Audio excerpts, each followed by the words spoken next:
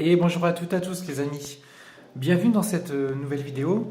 Aujourd'hui, nous allons étudier les 10 premières lames du tarot de Marseille. Donc, on va essayer de manière brève de regarder chaque carte les unes après les autres, donc jusqu'à la roue de fortune, jusqu'à la numéro 10, et essayer donc de déterminer l'aspect positif de la carte en question et l'aspect négatif. Donc c'est vrai que logiquement la vidéo va à peu près grosso modo durer une vingtaine de minutes à peu près.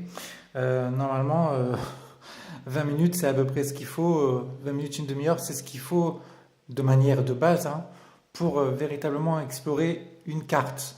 Donc c'est vrai que là ça va être rapide, mais ça va vous pouvoir peut-être vous donner quelques repères supplémentaires pour ceux qui tirent les cartes avec le tarot de Marseille, et peut-être même que ça va vous permettre d'envisager la lecture du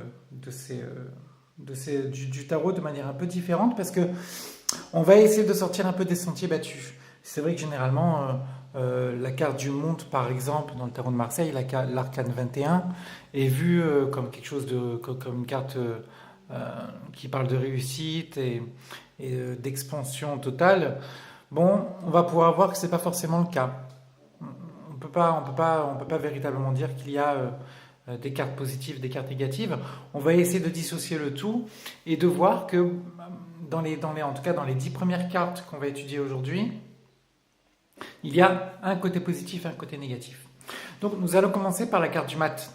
La carte du mat dans le tarot de Marseille nous parlera d'une carte en aspect positif de quelqu'un qui va avancer, qui veut aller vers l'avant, quelqu'un qui veut peut-être trop avancer, peut-être même trop vite, de manière peut-être trop sourde et trop abrupte, sans forcément écouter des conseils, les conseils des gens et les conseils de l'entourage. Ça, on le voit déjà par le fait que, regardez, si on regarde bien, on voit pas ses oreilles. Donc ça veut dire que de toute façon, il est totalement sourd au bruit extérieur et que de toutes les manières, il a qu'une idée en tête, il avance. On le voit également par le regard. On voit que bon, il a le regard dans le vague, il avance, il sait pas où il va, mais il y va. Ça nous parlera donc de quelqu'un vraiment de déterminé, qui est sur le chemin, sur sa route, qui est dans ses projets, qui va avancer de toutes les manières, coûte que coûte. Ça nous parlera également de déplacement, de voyage. Ça peut nous parler de gens qui travaillent peut-être sur les marchés, ou également en tant que saltimbanque. En tant que côté négatif, ça peut nous parler de quelqu'un qui est carrément paumé. Pareil, hein, regardez, on voit le regard toujours vague, de la même manière. Quelqu'un qui ne sait pas véritablement sur quel pied danser, quelqu'un qui avance, quelqu'un qui va quelque part mais ne sait pas forcément où il va, quelqu'un qu'il faut sans cesse pousser. On voit le personnage derrière, en tout cas l'espèce d'animal qui a tendance à pousser la personne vers l'avant pour le faire réagir. Donc on peut comment dire, en déduire forcément par rapport à cette carte que on retrouve ce côté négatif et ce côté positif. Dans un esprit plus général, cette carte pourra parler également de personnes sans domicile fixe, qui ont tendance à marcher avec son baluchon sur le dos, ou alors encore de déménagement. Mais ça, pour le coup, c'est pas forcément négatif, c'est positif. Mais voilà, ça peut vous permettre de voir un peu tout ce qui peut se rapprocher de la vision de cette carte-là. La carte du battleur. La carte du battleur, un peu pareil que la carte du mat, nous parlera de quelqu'un qui a envie d'entreprendre. Déjà, premièrement, par rapport au chiffre de la numérologie. La carte du battleur, c'est le chiffre numéro 1 de la numérologie. En numéro 1, le 1, c'est le début de quelque chose. C'est les projets, c'est l'envie d'aller vers l'avant. Donc, en termes de positif, c'est véritablement l'envie d'entreprendre, l'entreprise. Le fait de vouloir se lancer. Mais à défaut de cette carte-là, qui là pour le coup n'a pas de numéro, on voit que ce personnage, avant de se lancer, il est quand même peut-être un peu plus méthodique, parce qu'il hésite avant de se lancer. On voit qu'il va faire un mouvement, mais qu'il est dans une certaine interrogation. Il se pose les bonnes questions pour savoir comment appréhender sa fonction et surtout dans quel but et pourquoi finalement. Pourquoi qu'est-ce qui peut en découler ensuite, si vous voulez. Donc effectivement, en aspect positif, ça nous parlera de quelqu'un qui veut se lancer, quelqu'un qui va aller vers l'avant. Ça nous parlera de quelqu'un de jeune, de vivace, quelqu'un qui n'a pas forcément beaucoup d'expérience en côté négatif. Donc forcément, quelqu'un qui n'a pas beaucoup d'expérience hésitera beaucoup, manquera peut-être de confiance. En termes de profession, ça pourra nous parler de quelqu'un qui est en relation avec le public, qui se donne en spectacle, ou peut-être même de dentiste. On peut assimiler ça à les espèces de matériaux sur la table. On peut très bien en déduire que c'est des ustensiles de cuisine, ou alors un médecin avec sa trousse de médecin. Il y a beaucoup de choses qui peuvent en découler par rapport en tout cas à votre ressenti de l'instant T où vous explorez chaque carte. La carte de la papesse, pareil, le pour. Le pour, on étudie, on lit, on prend du temps pour soi, on essaye de s'instruire, de se cultiver, d'apprendre des choses, puis même tout simplement de rester au chaud tranquillement. Côté négatif, attention, on a tendance à trop s'enfermer, on a tendance à trop s'enfermer sur soi, à s'isoler, à être dans une espèce de froideur, d'emmitouflage, parfois même de dépression. La carte de l'impératrice nous parlera en côté positif de quelqu'un qui a envie d'aller dans une certaine concrétisation. Là, pour le coup, on n'est plus dans l'énergie de la carte du battleur, où il hésite avant de se lancer. Là, la personne s'est totalement lancée et elle vise à concrétiser son action.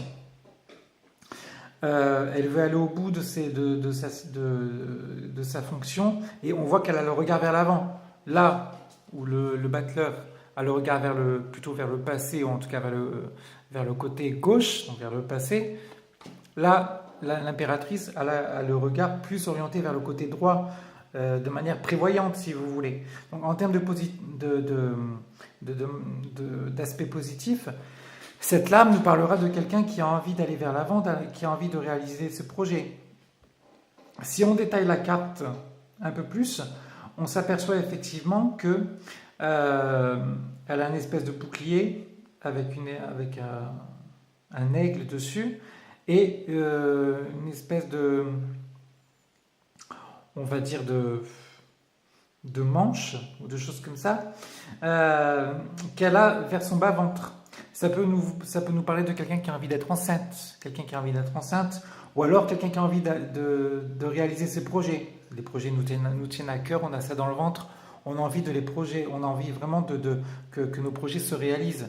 Ça peut nous parler d'un instinct de conservation, on peut assimiler ça à un enfant, et si vous voulez, au fait que la mère se montre protectrice et essaye de faire attention par rapport aux choses qui peuvent arriver. En aspect positif, à peu près toutes ces choses-là.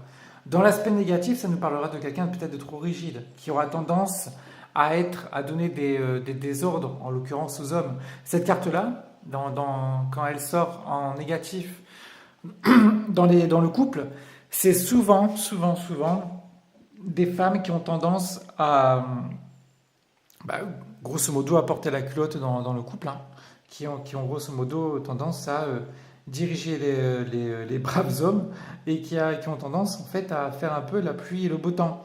Ça peut nous parler également de quelqu'un qui est jeune dans sa tête, qui n'a pas forcément beaucoup d'expérience, ou quelqu'un qui a envie de revivre une certaine jeunesse. Ça peut nous parler d'un certain jeunisme, d'une manière ou d'une autre. La carte de l'empereur nous parlera d'une concrétisation, là, pour le coup. Là, on a envie de concrétiser les choses. Là, on est bien ancré sur Terre. D'ailleurs, c'est le chiffre 4 de la numérologie. Le 4, en termes de numérologie, nous parlera d'un carré. Un carré, c'est stable, ça ne bouge pas, c'est fixe. Donc ça nous parlera d'une certaine concrétisation, d'une certaine stabilité, de quelqu'un qui est arrivé quelque part là où il voulait. Maintenant, quand on regarde véritablement cette carte-là, on voit que cette carte, que, ce, que le personnage n'est pas totalement assis. En tout cas, il est inconfortable.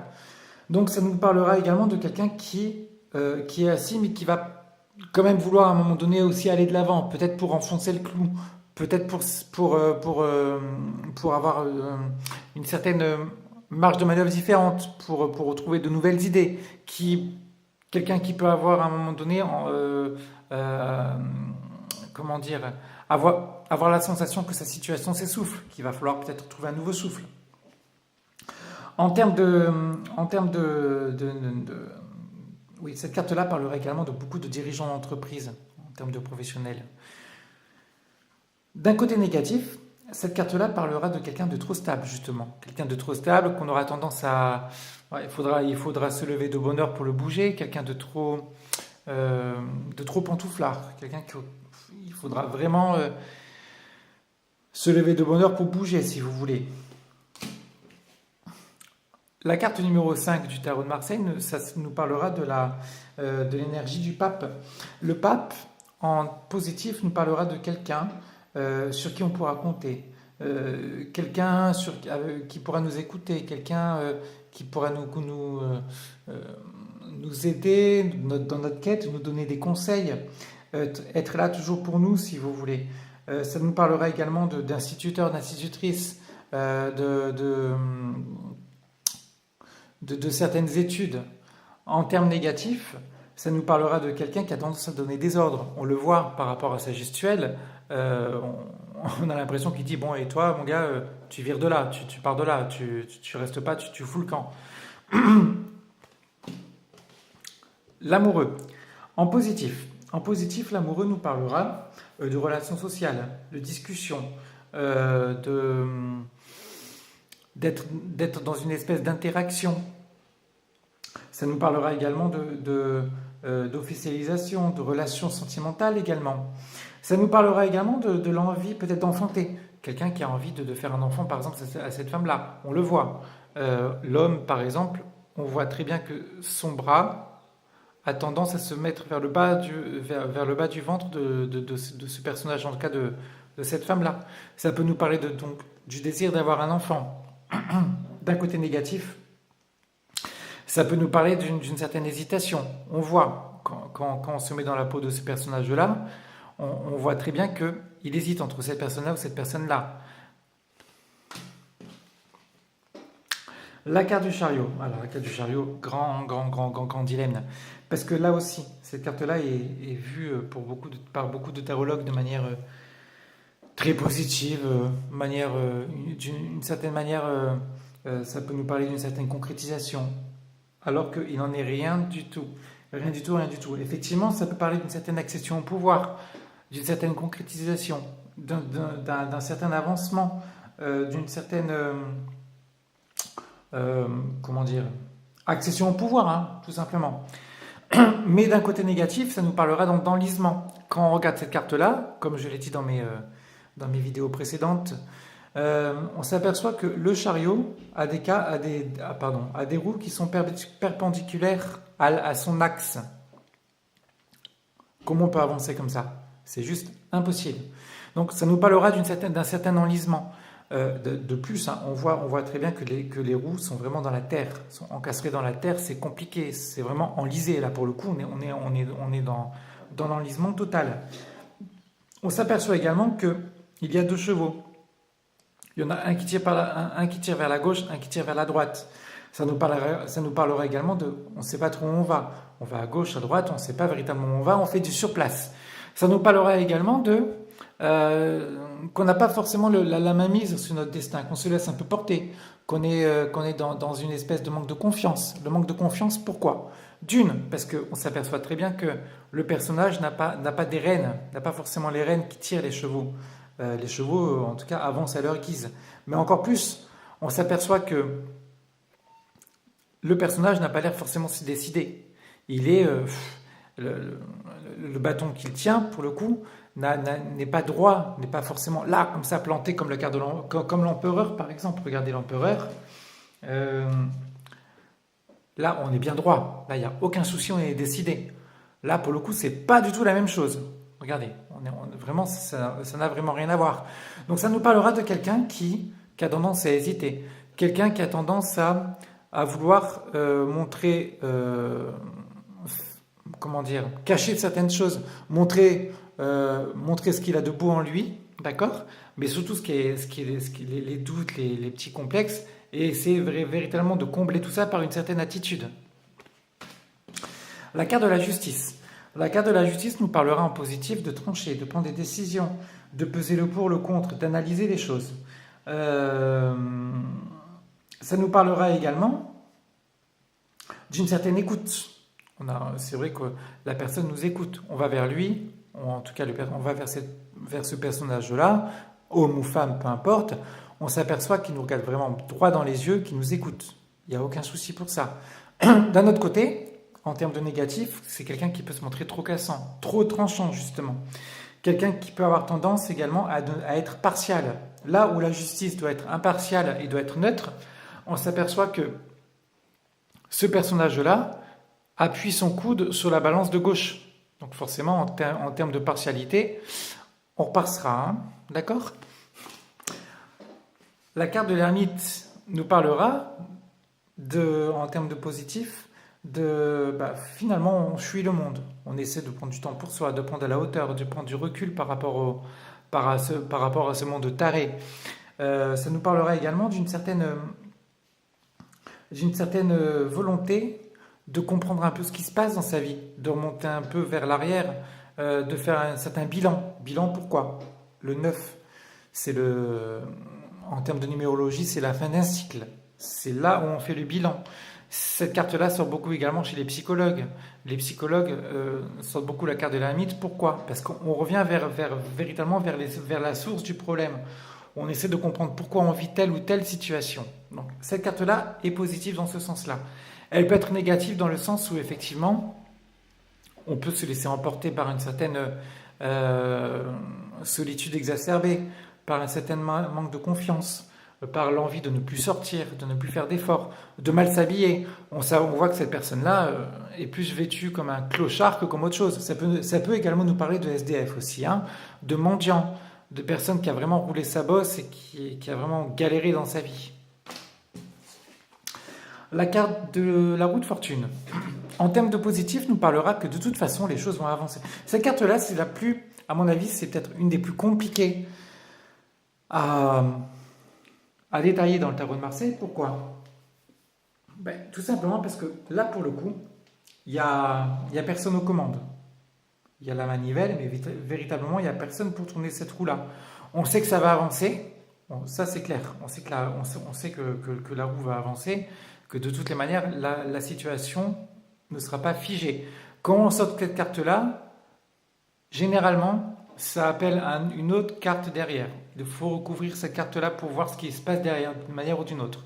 De toute façon, ça passe ou ça casse, mais ça passe quand même, cette carte-là. Il n'y a personne, et encore une fois, le destin n'est plus entre vos mains. Là, pour le coup, c'est vraiment une des seules cartes en termes de prévision où vous ne pouvez rien faire. Vous ne pouvez rien faire, on fait le dos rond. Si c'est positif, c'est bien. Si c'est négatif, ça passera, et de toutes les manières, on verra par la carte d'après ce qui se passera, si vous voulez. Donc c'est vraiment une carte assez ambiguë. On s'aperçoit aussi que cette carte-là, de toute façon, la roue est vraiment assez louche comme carte, parce que visiblement elle flotte sur l'eau. Mais vu le poids des personnages et de la roue en elle-même, à mon avis, ça va pas tenir très très très longtemps. En plus de ça, quand on détaille véritablement cette carte-là, on s'aperçoit que cette roue ressemble à une roue, certes, mais vraiment à une roue de bas étage. Hein. Roue achetée en brocante, tout ce que vous voulez. En tout cas, c'est vraiment une roue qui a fait qui a du vécu. Et ça nous parle également d'une certaine instabilité, d'une situation qui n'est pas amenée à durer.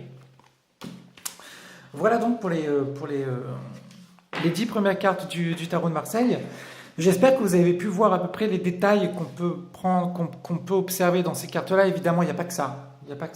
Je pense qu'un jeu, n'importe lequel qu'il soit, un tarot, le tarot de Marseille, l'oracle de Béline, l'oracle de la triade, l'oracle de Béline est là. J'ai bugué. Euh, il y a des fonctions, il y a des significations de base qu'on peut trouver dans les livrets, mais le jeu vous est propre. Le jeu vous est propre, pourquoi? Parce que chaque interprétation de chaque carte, c'est vous qui vous la faites. Par rapport à l'instant où vous tirez la carte, c'est vous qui sentez ce que vous voyez dans la carte. C'est vous qui sentez ce que ce que vous projetez dans cette carte-là. C'est véritablement super important de vous dire ça. Il n'y a pas une carte, encore une fois, qui est positive, qui est négative. Ça n'existe pas. Les tarologues qui vous parleront dans ce sens-là, ben moi, je vous recommande vite de partir parce que c'est pas vrai. C'est pas possible. C'est juste impossible. Ça, une carte, c'est vous. C'est pour ça que c'est psychologique. C'est vous qui en fait la signification. C'est ce que vous voyez à l'intérieur. Moi, cette carte-là, je peux voir un débutant. Je peux voir un dentiste, encore une fois. Je peux voir quelqu'un qui a envie de se lancer, mais qui hésite. Peut-être que certains verront un Mexicain avec son chapeau. Quelqu'un qui vient d'un pays latin, qui vit plutôt au soleil. Effectivement, ces cartes-là pourra nous parler de saison estivale parce qu'il y a un chapeau. Il y a plein. Il y a vraiment des tas de choses. Des tas de choses qu'on peut voir dans chaque carte du tarot de Marseille. Et c'est pour ça que ça en fait un des jeux les plus riches, en tout cas, dans le commerce. Donc essayez, pour ceux qui ont le tarot, de vous poser tranquillement et d'essayer, jour après jour, déjà par rapport à l'énergie du jour, d'essayer de véritablement détailler chaque carte. De vous noter le tirage, par exemple. Demain, vous faites un tirage, et par exemple, on va faire un tirage par rapport à l'énergie de demain, et vous dites, voilà, quelle sera mon énergie du jour? Ok. Alors, on est mardi 23 mai, l'énergie du jour, par exemple, sera celle-là. Hop là, ok, ah bah tiens. Aujourd'hui, l'énergie du jour, quoi, ça nous parlera peut-être de déplacement, l'envie d'avancer. Peut-être qu'aujourd'hui, au contraire, je dois me faire pousser par quelqu'un. Ou peut-être que je vais devoir pousser quelqu'un, je vais devoir coacher quelqu'un. C'est vous après. Après, c'est vous qui vous faites l'interprétation. Et ce qui est bien, c'est de noter la carte que vous avez tirée, en tout cas le matin, et à la fin de la journée, de faire votre bilan.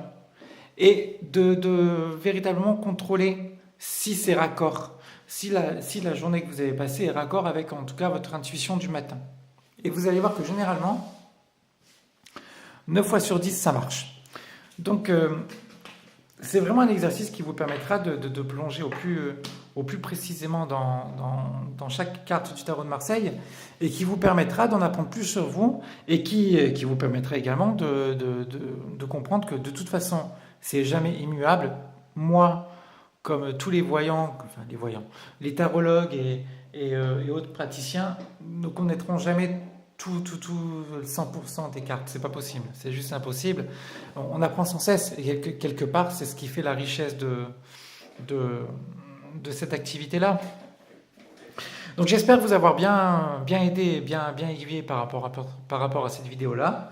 Si vous avez des propositions, des suggestions par rapport à cette vidéo, n'hésitez surtout pas à me contacter, à me laisser un message dans cette vidéo, dans l'onglet dévolu à ce sujet. Et puis, n'hésitez surtout pas à aimer et à afficher les pouces bleus. Voilà, je vous remercie beaucoup, je vous souhaite une très bonne journée, et puis je vous dis à très très bientôt. Au revoir les amis.